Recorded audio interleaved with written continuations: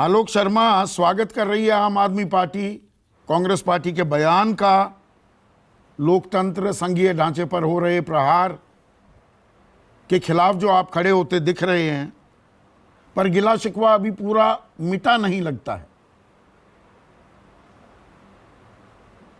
देखिए, मुझे लगता है संदीप भाई कि जिस तरह से कांग्रेस पार्टी ने 2014 के बाद से मोदी जी की तमाम उन नीतियों का खुलकर विरोध किया है, जिन भी नीतियों ने देश के संघीय ढांचे को, फेडरल स्ट्रक्चर को, संविधान की सुरक्षा को, लोकतंत्र को कहीं पर भी खतरे में डाला है, हमने हमेशा बीजेपी का विरोध किया है।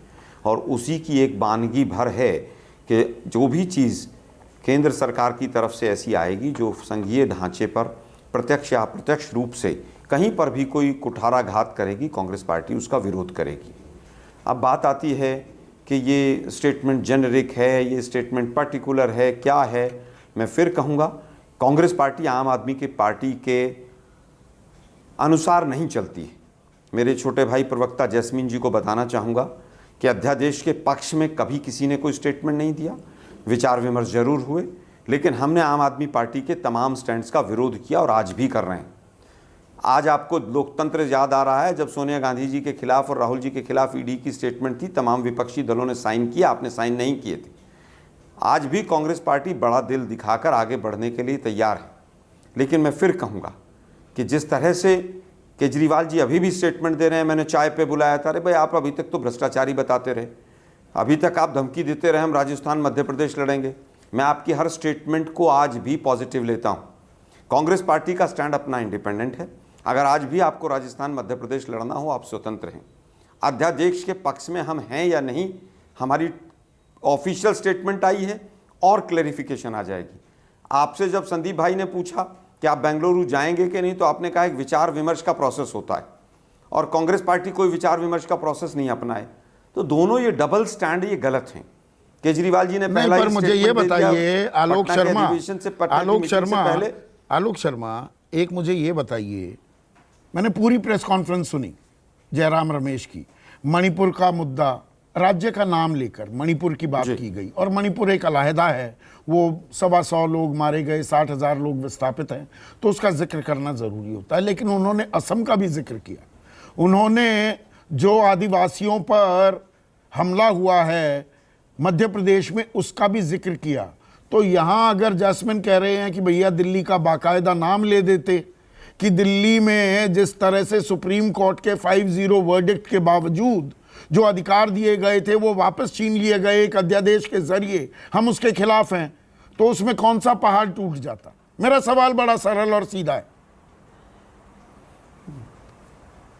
देखिए संदीप भाई, उसके ऊपर भी आधिकारिक स्टैंड नाम लेकर भी किस तरह से लेना है वो कांग्रेस पार्टी तय करेगी। आज भी कांग्रेस की पार्लियामेंट्री जो पार्टी है उसके अंदर क्या क्या डिस्कशन हुआ है, मेरे पास सही नहीं पता है कि किस किस ने क्या कहा है।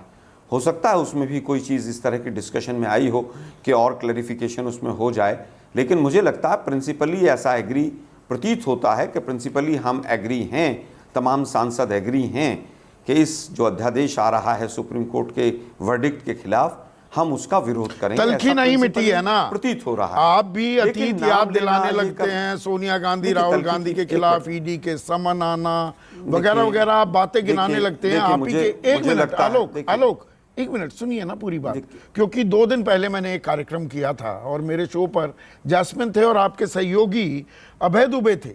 अभय दुबे ने सीधा कहा हमारी शरण में आ जाओ, शब्द यूज किया था कि शरण में आ जाए हमारी आम आदमी पार्टी तो हम उनकी बात मान लेंगे। तो यहां दरिया दिल्ली कदमताल की बात हो रही है या यहां पर शरणम गच्छामी, आप शरणम गच्छामी या कांग्रेस शरणम गच्छामी, ये लड़ाई चल रही है? देखिए, मैं समझता हूं संदीप भाई, शरणम गच्छामी किसी की तरफ से नहीं। ना हम चाहते हैं कि आम आदमी पार्टी हमारे शरणम गच्छामी हो, और कांग्रेस पार्टी का तो सवाल ही नहीं उठता है। आज का भी जो निर्णय है वो किसी केजरीवाल जी के डिमांड पर या आम आदमी पार्टी की मांग पर या आम आदमी पार्टी ने हमें समझा दिया है, ऐसा कुछ नहीं।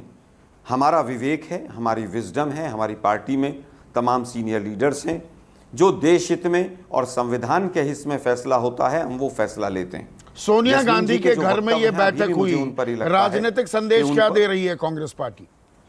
ये सोनिया गांधी के घर में बैठक हुई, सोनिया सीधा-सीधा गांधी राजनीतिक- सेमी रिटायरमेंट मोड में थी, 2 दिन पहले खबर आती है वो बेंगलुरु में भी जाएंगी।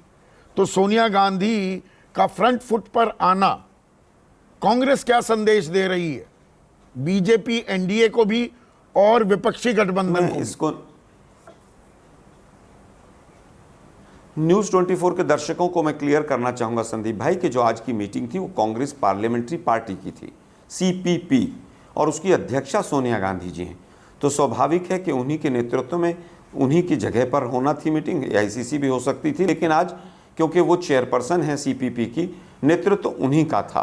पहला तो ये सवाल का जवाब। दूसरा संदेश सीधा सीधा ये है कि कांग्रेस पार्टी पूरी तरह से एकजुट है।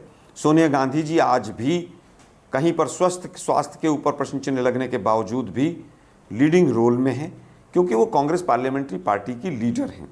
तीसरा संदेश सीधा सीधा ये है कि कांग्रेस पार्टी देश के लिए अपने हितों को भी कहीं पर किसी ना किसी रूप में हम छोड़ने को भी तैयार रहते हैं। दरियादिली तो नहीं शब्द इस्तेमाल करूंगा, लेकिन एक बड़े दल के माध्यम से, एक बड़े दल के रूप में कांग्रेस पार्टी का हमेशा से ये रहा है, चाहे वो यूपीए 1 रहा हो, चाहे यूपीए 2 रहा हो, हमने देश हित में तमाम चीज़ें उठाई।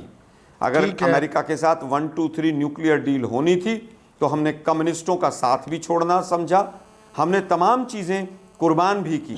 लेकिन मैं फिर कहूँगा, आम आदमी पार्टी कांग्रेस को अभी भी किसी भी रूप में सलाह और डिक्टेट की पोजीशन में ना आए। तो वो आप भी डिक्टेट ना करें, यही तो लेन देन होता है, गिव एंड टेक होता है।